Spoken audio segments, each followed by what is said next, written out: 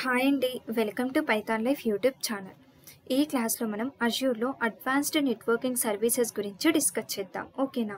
So app gateway అంటే ఏంటి, అలాగే WAF వెబ్ అప్లికేషన్ ఫైర్వాల్ గురించి డిస్కస్ చేద్దాం. లోడ్ బ్యాలెన్సర్ అంటే ఏంటి, అలాగే అజ్యూర్ DNS గురించి అండ్ అలాగే అజ్యూర్ ఫైర్వాల్ గురించి.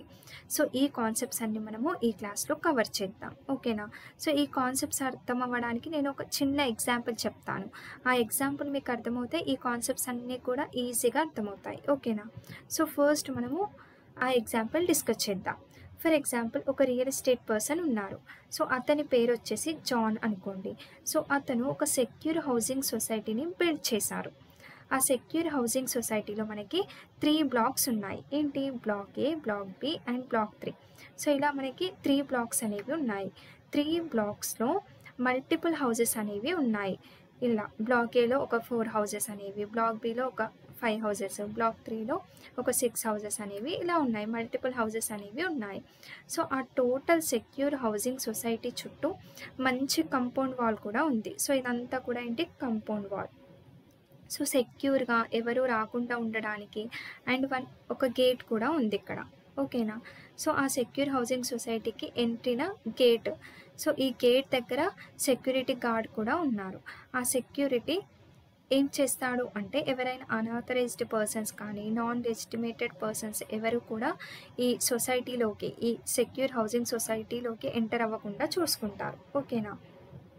సో అది ఇక్కడ గార్డ్ యొక్క వర్క్, సెక్యూరిటీ గార్డ్ యొక్క వర్క్. సో ఇక్కడ ఏంటి? గెస్ట్ ఉన్నారు. ఒకవేళ గెస్ట్ అంటే ఇక్కడ ఆథరైజ్డ్ పర్సన్ ఇతను. సో ఇక్కడ రిలేటివ్స్ ఉంటే ఈ గెస్ట్ మాత్రమే ఈ సొసైటీలోకి, ఈ సెక్యూర్ హౌసింగ్ సొసైటీలోకి అలో చేయబడతాడు. ఒకవేళ అన్ఆథరైజ్డ్ పర్సన్స్, నాన్ లెజిటిమేటెడ్ పర్సన్స్ ఎవరు తెలియని వాళ్ళు ఉంటే ఇక్కడ గార్డ్ అనేవాడు లోపలికి అలో చేయడానికి ఉండదు. ఓకేనా? లోపలికి అలో చేయరు. ఒకవేళ ఆథరైజ్డ్ పర్సన్, ఒకవేళ గెస్ట్ ఉంటే, ఇప్పుడు బ్లాక్ Bలో వీళ్ళ యొక్క రిలేటివ్స్ ఉన్నారు అనుకోండి. సో గెస్ట్ వచ్చాడు. సో అప్పుడు సెక్యూరిటీ గార్డ్ ఏం చేస్తాడు? ఓకే, గెస్ట్ కాబట్టి ఎంట్రీని పంపిస్తాడు. సో పంపించిన తర్వాత వీళ్ళ యొక్క రిలేటివ్స్ బ్లాక్ Bలో ఉన్నారు కాబట్టి మళ్ళీ బ్లాక్ Bకి సపరేట్గా సెక్యూరిటీ గార్డ్ ఉంటాడు. ఇలా ఈచ్ బ్లాక్కి కూడా సెక్యూరిటీ గార్డ్ ఉంటాడు. సో ఈ సెక్యూరిటీ గార్డ్ ఏం చేస్తాడు? ఓకే అంటే కరెక్ట్ పాత్ నావిగేట్ చేస్తాడు ఆ గెస్ట్కి. ఓకేనా? కరెక్ట్ పాత్ని చూపిస్తాడు. అంటే ఎక్కడికి వెళ్ళాలి ఏంటి అని చెప్పి కరెక్ట్ పాత్ని చూపించడం అనేది జరుగుతుంది. అది ఇక్కడ సెక్యూరిటీ గార్డ్ యొక్క పని. అండ్ అలాగే ఎవరు ఆ హౌస్కి ఎంటర్ అవుతున్నారో వాళ్ళ యొక్క నేమ్ అండ్ సైన్ అనేది తీసుకొని లోపలికి పంపిస్తారు. సో ఇది వచ్చేసి మనకి సెక్యూర్ హౌసింగ్ సొసైటీ యొక్క ఎగ్జాంపుల్. ఓకేనా? దీన్ని మనం ఇప్పుడు నెట్వర్కింగ్లోకి కన్వర్ట్ చేద్దాం. సో ఇక్కడ చూడండి, ఇది వచ్చేసి నెట్వర్కింగ్లోకి కన్వర్ట్ చేసాం ఇప్పుడు. సో ఇక్కడ మనకి డివాప్స్ ఇంజనీర్ ఉన్నారు అనుకోండి. సో డివాప్స్ ఇంజనీర్ డెవలపర్స్ నుంచి ఆర్ మేనేజ్మెంట్ నుంచి రిక్వెస్ట్ వచ్చింది. ఏమని అంటే, మన దగ్గర ఉన్న రిసోర్సెస్ అన్నిటినీ కూడా సెక్యూర్ ఎన్విరాన్మెంట్లో ఉంచండి అని చెప్పి. సో అప్పుడు డివాప్స్ ఇంజనీర్ ఏం చేశాడంటే, ఈ సెక్యూర్ నెట్వర్కింగ్ ఎన్వైర్న్మెంట్నే ఇక్కడ వర్చువల్ నెట్వర్క్ అని అంటాము. ఓకేనా? సో ఇదంతా కూడా ఏంటి? Virtual network. ఆల్రెడీ నేను ప్రీవియస్ క్లాస్లో చెప్పాను వర్చువల్ నెట్వర్క్ని ఎలా క్రియేట్ చేయాలి, సబ్నెట్ని ఎలా క్రియేట్ చేయాలి అని చెప్పి క్లియర్గా చూపించడం అనేది జరిగింది కదా. సో ఇదంతా కూడా ఏంటి? అక్కడ మనకి కంపౌండ్ వాల్ అయితే ఎలా ఉందో, ఇక్కడ సెక్యూర్ హౌసింగ్ సొసైటీకి ఈ కంపౌండ్ వాల్ అనేది ఎలా అయితే ఉందో ఇక్కడ కూడా వర్చువల్ నెట్వర్క్ అనేది ఉంది. మన రిసోర్సెస్కి అన్నిటికీ, వర్చువల్ మెషిన్స్కి అలా. సో ఈ రకంగా మనకి వర్చువల్ నెట్వర్క్ అనేది ఉంది. సో ఈ వర్చువల్ నెట్వర్క్లో మనకి నెంబర్ ఆఫ్ సబ్నెట్స్ అనేవి ఉన్నాయి. ఇప్పుడు డేటాబేస్ అనేది ఒక సబ్నెట్, బిజినెస్ అప్లికేషన్స్ అనేవి అన్నీ కూడా ఒక సబ్నెట్లో ఉన్నాయి, వెబ్ అప్లికేషన్స్ అన్నీ కూడా ఒక సబ్నెట్లో ఉన్నాయి. సో ఇవి కూడా మనకి 3 డిఫరెంట్ సబ్నెట్స్ అనేవి ఉన్నాయి. సో ఇక్కడ మనకి ఏంటి? వర్చువల్ నెట్వర్క్ అండ్ అలాగే సబ్నెట్స్. సో వీటి గురించి అయితే మనకి తెలుసు. సో మరి వర్చువల్ నెట్వర్క్ని ఎలా క్రియేట్ చేస్తాం మనం? దాని యొక్క సైజ్ని ఎలా క్రియేట్ చేయొచ్చు అంటే, నెంబర్ ఆఫ్ రిసోర్సెస్ని బట్టి మనం వర్చువల్ నెట్వర్క్ సైజ్ని డిసైడ్ చేయొచ్చు. So with the help of using సిఐడిఆర్ని బేస్ చేసుకొని IP రేంజ్ని యూజ్ చేసుకుని మనం వర్చువల్ నెట్వర్క్ని క్రియేట్ చేయొచ్చు. మనకు కావాల్సిన రిక్వైర్మెంట్ని బట్టి దాని యొక్క సైజ్ని మనం మెన్షన్ చేసి వర్చువల్ నెట్వర్క్ని క్రియేట్ చేయొచ్చు. ఓకేనా? సో ఇది సిఐడిఆర్ అంటే ఏంటి అని చెప్పి నేను ఆల్రెడీ మీకు క్లియర్గా ఎక్స్ప్లెయిన్ చేయడం అనేది జరిగింది కదా. సో ఇక్కడ ఏంటి? నెక్స్ట్ ఇక్కడ జాన్ ఎలా అయితే డిఫరెంట్ బ్లాక్స్ని బిల్డ్ చేశాడో సేమ్ అలానే ఇక్కడ డివోప్స్ ఇంజనీర్ ఈ వర్చువల్ నెట్వర్క్లో డిఫరెంట్ సబ్నెట్స్ని క్రియేట్ చేశాడు. ఓకేనా, డేటాబేస్ అనేది ఒక సబ్నెట్, బిజినెస్ అప్లికేషన్స్ అనేవి ఒక సబ్నెట్, అండ్ వెబ్ అప్లికేషన్స్ అనేవి ఒక సబ్నెట్. సో ఇక్కడ వరకు క్లియర్గా అర్థమైందా? సో అలాగే ఇక్కడ మనకి ఫైర్ వాల్ ఉంది. సో ఈ సెక్యూర్ వర్చువల్ నెట్వర్క్ ఉంది కదా, సో ఈ వర్చువల్ నెట్వర్క్కి ఇక్కడ ఫైర్ వాల్ అనేది ఉంది. లైక్ ఇది గేట్ లాగా అన్నమాట. సో ఇక్కడ మనకి కంపౌండ్ వాల్కి గేట్ అనేది ఎలా ఉందో, సో ఇక్కడ మనకి ఫైర్ వాల్ అనేది ఉంది. సో ఇక్కడ ఏం చేస్తుంది ఫైర్ వాల్ అంటే అన్ఆథరైజ్డ్ యూజర్స్ని, అన్ఆథరైజ్డ్ పర్సన్స్ని ఈ వర్చువల్ నెట్వర్క్లోకి అలో చేయకుండా ఉంటుంది. ఓకేనా, ఎవరైతే తెలిసిన వాళ్ళు ఉంటారో జస్ట్ వాళ్ళకి మాత్రమే, ఎవరికైతే యాక్సెస్ ఉంటుందో వాళ్ళకి మాత్రమే ఈ వర్చువల్ నెట్వర్క్లోకి అలో చేస్తుంది. సో ఫైర్ వాల్ అనేది ఇక్కడ సెక్యూరిటీ గార్డ్ లాగా పనిచేయడం అనేది జరుగుతుంది. అర్థమైందా ఫైర్ వాల్ అంటే ఏంటి అని చెప్పి? మన నెట్వర్క్లోకి అన్ఆథరైజ్డ్ పర్సన్స్ని యాక్సెస్ చేయకుండా ఉండడానికి ఫైర్ వాల్ అనేది యూజ్ అవ్వడం జరుగుతుంది. నెక్స్ట్ ఏంటి ఇక్కడ ఈచ్ సబ్నెట్కి మనకి ఇక్కడ ఈచ్ బ్లాక్కి ఎలా అయితే సెక్యూరిటీ గార్డ్ ఉన్నాడో ఇక్కడ కూడా మనకి ఈచ్ సబ్నెట్కి ఎన్ఎస్జి అనేది ఉంటుంది, నెట్వర్క్ సెక్యూరిటీ గ్రూప్. సో ఇక్కడ పర్టికులర్ సబ్నెట్కి గార్డ్ లాగా ఇది వర్క్ అవుతుంది. ఓకేనా, ఈ నెట్వర్క్ సెక్యూరిటీ గ్రూప్ అనేది. సో ఈ రకంగా మనకి ఈచ్ సబ్నెట్కి ఎన్ఎస్జి నెట్వర్క్ సెక్యూరిటీ గ్రూప్ అనేది ఉంటుంది. అండ్ నెక్స్ట్ ఇది వచ్చేసి ఏంటి అంటే యాప్ గేట్వే. గేట్వే అంటే ఏంటి అని అంటే ఈ యాప్ గేట్వేలో మనకి లోడ్ బ్యాలెన్సర్ని డిప్లై చేయడం అనేది జరుగుతుంది. సో ఈ లోడ్ బ్యాలెన్సర్ ఏం చేస్తుంది అంటే ఎవరికి ఎంత రిక్వెస్ట్ పంపించాలి అనేది మొత్తం కూడా ఈ లోడ్ బ్యాలెన్సర్ చూసుకుంటుంది. ఓకేనా, సో ఇంకా క్లియర్గా అర్థం అవ్వడానికి ఒక ఎగ్జాంపుల్ కూడా చెప్తాను. ఓకేనా, సో ఇప్పుడు మన దగ్గర వెబ్ అప్లికేషన్స్ ఉన్నాయి అనుకోండి. సో మనం ఒక అప్లికేషన్ని మల్టిపుల్ కాపీస్ లాగా చేసుకొని పెడతాం. ఓన్లీ ఒకే అవైలబిలిటీ జోన్లో మనం అప్లికేషన్ని స్టోర్ చేయకుండా మల్టిపుల్ అవైలబిలిటీ జోన్లో మన అప్లికేషన్ని డిప్లై చేసుకోవడం అనేది జరుగుతుంది. ఎందుకంటే సెక్యూర్గా డేటా అనేది సెక్యూర్గా ఉండడానికి. ఒకవేళ ఒక అవైలబిలిటీ జోన్ అనేది డౌన్ అయినా కూడా ఇంకో అవైలబిలిటీ జోన్లో మన అప్లికేషన్ అనేది ఉంటుంది. సో అలాంటప్పుడు మనకి యూజ్ అవుతుంది కాబట్టి మల్టిపుల్ అవైలబిలిటీ జోన్లలో మనం మన అప్లికేషన్ని డిప్లై చేసుకోవడం అనేది జరుగుతుంది. సో ఇక్కడ చూడండి, ఇది ఒక మన అప్లికేషన్ అనుకోండి, వెబ్ అప్లికేషన్. సో ఈ అప్లికేషన్ యొక్క సేమ్ కాపీ అనేది ఇంకో అవైలబిలిటీ జోన్లో పెట్టాను. అలాగే సేమ్ అప్లికేషన్ని ఇంకో అవైలబిలిటీ జోన్లో పెట్టాను. So availability zone 1, 2, 3. సో ఈ 3 జోన్లలో కూడా సేమ్ అప్లికేషన్ని, సేమ్ వెబ్ అప్లికేషన్ని నేను డిప్లై చేయడం అనేది జరిగింది. ఓకేనా, సో ఇక్కడ లోడ్ బ్యాలెన్సర్ ఏం చేస్తుంది అని అంటే సో ఎవరికి ఎంత రిక్వెస్ట్ పంపించాలి అనేది ఈ లోడ్ బ్యాలెన్సర్ అనేది చూసుకుంటుంది. ఇప్పుడు యూజరు ఈ అప్లికేషన్ని రిసీవ్ అంటే తీసుకోవాలి అనుకుంటున్నాడు, సో రిసీవ్ చేసుకోవాలి అనుకుంటున్నాడు. ఫర్ ఎగ్జాంపుల్ చెప్పాలి అని అంటే ఇప్పుడు అమెజాన్.com. సో ఇప్పుడు అమెజాన్ని మిలియన్స్ ఆఫ్ పీపుల్ వాళ్ళు యాక్సెస్ చేసుకోవడం అనేది జరుగుతుంది. సో ఈ లోడ్ బ్యాలెన్సర్ ఏం చేస్తుంది అంటే ఏ అప్లికేషన్కి ఎంత రిక్వెస్ట్ని పంపించాలి అనేది చూసుకుంటుంది. ఒకవేళ ఈ అవైలబిలిటీ జోన్ 1లో ఉన్న అప్లికేషన్ అనేది సరిగ్గా వర్క్ చేయట్లేదు అంటే ఓన్లీ ఈ 2 అప్లికేషన్స్కి మాత్రమే ఆ రిక్వెస్ట్లని సెండ్ చేయడం అనేది జరుగుతుంది. ఇది వచ్చేసి లోడ్ బ్యాలెన్సర్ యొక్క వర్క్ అని చెప్పచ్చు. ఓకేనా, సో అందుకే దీన్ని లోడ్ బ్యాలెన్సర్ అంటారు, because it is balancing the load. So load balancer అనేది రిక్వెస్ట్ అనేది ఎవరికి సెండ్ చేయాలి అండ్ ఎక్కడికి సెండ్ చేయాలి అనేది మొత్తం కూడా చూసుకుంటుంది. ఓకేనా, సో ఇక్కడ చూడండి, ఫస్ట్ ఏం చెప్పాను, Azure application gateway. So gateway, Azure application gateway is a web traffic OSI layer 7 load balancer that enables you to manage traffic to your web applications. అంటే ఇదేం చేస్తుంది అంటే ట్రాఫిక్ని, కంజెషన్ని సాల్వ్ చేయడానికి మనకి ఈ గేట్వే అనేది యూజ్ అవుతుంది. ఇక్కడ చూడండి, గేట్వేలో లోడ్ బ్యాలెన్సర్ అనేది ఉంటుంది. Traditional load balancers operate at the transport layer OSI layer 4 TCP and UDP. So ఈ లోడ్ బ్యాలెన్సర్ అనేవి ఎక్కడ ట్రాన్స్పోర్ట్ లేయర్లో వర్క్ అవుతాయి అని చెప్తున్నారు. And route traffic based on source IP addresses and port to a destination IP addresses and port అని చెప్తున్నారు. So ఇక్కడ సోర్స్ IP అడ్రస్ని అలాగే డెస్టినేషన్ IP అడ్రస్ని చూసుకొని ఇది గేట్వే అనేది వర్క్ అవ్వడం జరుగుతుంది. ఓకేనా. సో ఇది వచ్చేసి మనకి గేట్వే గురించి. నెక్స్ట్ ఏంటి డబ్ల్యూఏఎఫ్ అంటే ఏంటి, web application firewall. So firewall అనేది ఎలా యూజ్ అవుతుంది అంటే it protects the web applications from attacks. So attacks నుంచి, హ్యాకర్స్ నుంచి మనకి మన అప్లికేషన్స్ని కాపాడడానికి మనకి ఈ వెబ్ అప్లికేషన్ ఫైర్ వాల్ అనేది యూజ్ అవుతుంది. ఓకేనా.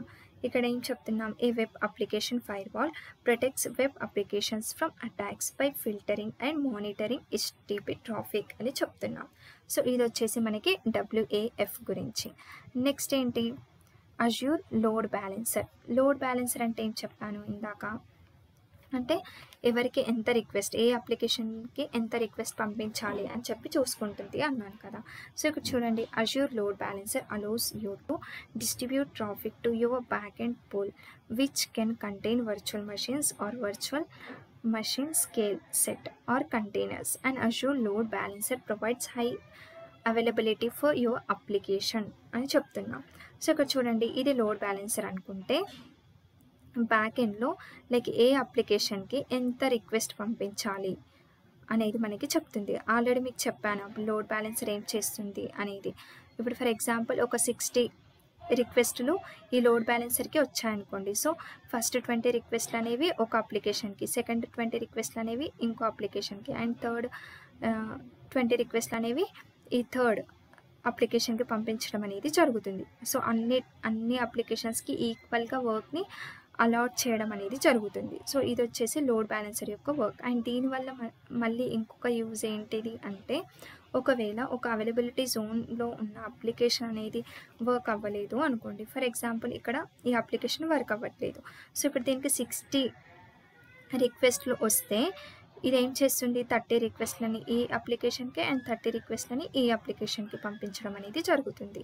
సో ఈ రకంగా లోడ్ బ్యాలెన్సరే మొత్తం కూడా మనకి చూసుకోవడం అనేది జరుగుతుంది. సో అదే చెప్పాను ఇక్కడ. సో ఈ యాప్ గేట్వేలో మనం లోడ్ బ్యాలెన్సర్ని డిప్లాయ్ చేస్తాము. ఈ లోడ్ బ్యాలెన్సర్ అనేది లైక్ ఈ అప్లికేషన్స్కి రిక్వెస్ట్ని పంపించడానికి యూజ్ అవుతుంది. సో ఇప్పుడు ఎవరైనా ఇక్కడ ఆథరైజ్డ్ పర్సన్స్ ఈ వర్చువల్ నెట్వర్క్లోకి ఎంటర్ అయ్యారనుకోండి. సో ఇప్పుడు వాళ్ళు ఈ అప్లికేషన్ని యాక్సెస్ చేసుకోవాలి అనుకుంటున్నారు. ఫర్ ఎగ్జాంపుల్ Amazon.com ఉంది. సో దాన్ని యాక్సెస్ చేసుకోవాలి అనుకుంటున్నారు. సో ఈ లోడ్ బ్యాలెన్సర్ అనేది ఏం చేస్తుంది అంటే ఈ అప్లికేషన్కి అండ్ ఈ అప్లికేషన్కి రిక్వెస్ట్ని పంపించడం అనేది జరుగుతుంది. సో దాన్ని బట్టి వాళ్ళకి రెస్పాన్స్ అనేది వస్తుంది.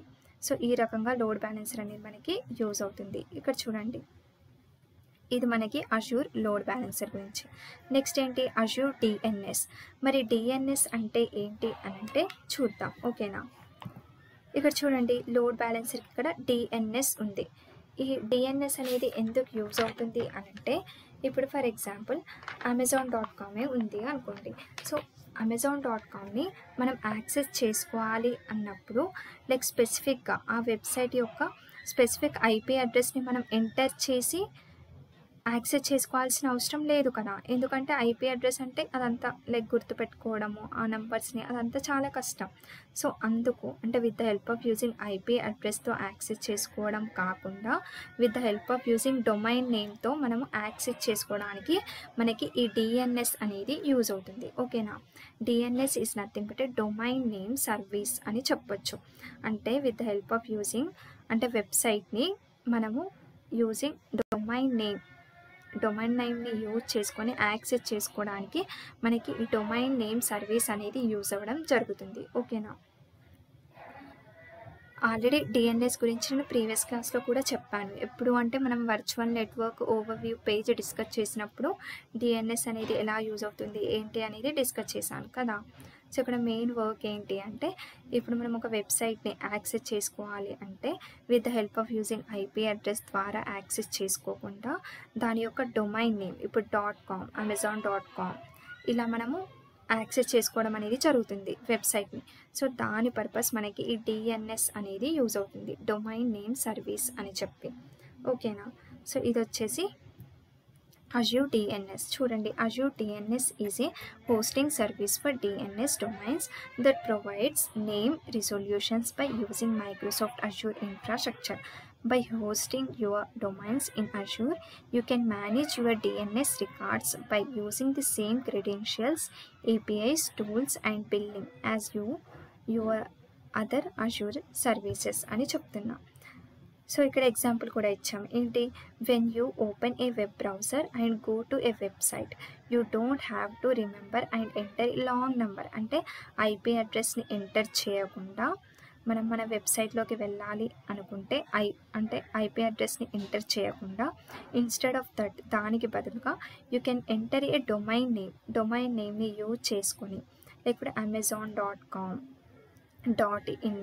సో ఇలా డొమైన్ నేమ్ని యూజ్ చేసుకొని యాక్సెస్ చేసుకోవడానికి మనకి డిఎన్ఎస్ అనేది యూజ్ అవుతుంది. Like example .com and still end up in the right place. So ఈ రకంగా యాక్సెస్ చేసుకోవడానికి మనకి డిఎన్ఎస్ డొమైన్ నేమ్ సర్వర్ అనేది యూజ్ అవ్వడం జరుగుతుంది. నెక్స్ట్ వచ్చేసి అజ్యూర్ ఫైర్వాల్. సో ఫైర్వాల్ అంటే ఏం చెప్పాను, Azure Firewall is a managed cloud-based network security service that protects your Azure virtual network resources. అంటే టోటల్ వర్చువల్ నెట్వర్క్లో ఉన్న రిసోర్సెస్ని కాపాడడానికి సెక్యూర్గా ఉంచడానికి మనకి ఈ ఫైర్వాల్ అనేది యూజ్ అవుతుంది. ఓకేనా. సో ఈ క్లాస్లో మనం ఏమేమి డిస్కస్ చేసాము, ఫస్ట్ ఆఫ్ ఆల్ ఒక ఎగ్జాంపుల్ చెప్పాను ఏంటి, సెక్యూర్ హౌసింగ్ సొసైటీ. సో ఇక్కడ ఏంటి, ఇక్కడ జాన్ అనే పర్సన్ ఉన్నాడు. సో ఇతను ఒక రియల్ ఎస్టేట్ పర్సన్, ఇతను సెక్యూర్ హౌసింగ్ సొసైటీని బిల్డ్ చేశాడు. సో ఈ సొసైటీలో 3 బ్లాక్స్ని బిల్డ్ చేశాడు, block A, block B and block 3 అని చెప్పి. సో బ్లాక్ ఏలో ఒక 4 హౌసెస్, బ్లాక్ బిలో ఒక 5 హౌసెస్, బ్లాక్ 3లో ఒక 6 హౌసెస్ అనేవి ఉన్నాయి. సో ఈచ్ బ్లాక్కి సెక్యూరిటీ గార్డ్ ఉన్నాడు. అలాగే టోటల్ సొసైటీకి, ఈ సెక్యూర్ హౌసింగ్ సొసైటీకి కూడా ఇక్కడ ఇదంతా కాంపౌండ్ వాల్ అనుకుంటే దీనికి ఫ్రంట్న ఒక గేట్ అండ్ అలాగే ఫ్రంట్ గేట్కి ఒక సెక్యూరిటీ గార్డ్ అనేది ఉన్నారు. సో ఇక్కడ సెక్యూరిటీ గార్డ్ ఎందుకు యూజ్ అవుతాడు, ఏం చేస్తాడు ఇక్కడ అంటే అన్ఆథరైజ్డ్ పర్సన్స్ని, నాన్ లెజిటిమేటెడ్ పర్సన్స్ని ఎవరిని కూడా ఈ సొసైటీలో ఎంటర్ అవ్వకుండా చూసుకుంటాడు. ఓన్లీ ఎవరికైతే రిలేటివ్స్ ఉన్నారో ఈ బిల్డింగ్లలో, ఈ హౌజెస్లలో ఎవరికైతే రిలేటివ్స్ ఉన్నారో వాళ్ళని మాత్రమే, లైక్ గెస్టులని మాత్రమే, ఆథరైజ్డ్ పర్సన్స్ని మాత్రమే ఈ సెక్యూర్ సొసైటీలోకి, హౌసింగ్ సొసైటీలోకి ఎంటర్ చేయడం అనేది జరుగుతుంది. సో సేమ్ అలానే దీన్ని మనం నెట్వర్కింగ్లోకి కన్వర్ట్ చేసుకుంటే ఇక్కడ చూడండి, ఇదంతా కూడా ఇక్కడ మనకి డివాప్స్ ఇంజనీర్ ఉన్నాడు. సో డివాప్స్ ఇంజనీర్ ఏం చేస్తాడు అంటే మన టోటల్ రిసోర్సెస్ని సెక్యూర్గా ఉంచడానికి యూజ్ అవుతాడు కదా. సో ఏం చేశాడు ఈ డివాప్స్ ఇంజనీర్, వర్చువల్ నెట్వర్క్ని క్రియేట్ చేశాడు. సో ఈ వర్చువల్ నెట్వర్క్ అనేది ఎలా క్రియేట్ అవుతుంది అంటే with the help of using CIDR, ఒక స్పెసిఫిక్ ఐపీ అడ్రస్ రేంజ్ని యూజ్ చేసి మనం వర్చువల్ నెట్వర్క్ని క్రియేట్ చేయొచ్చు.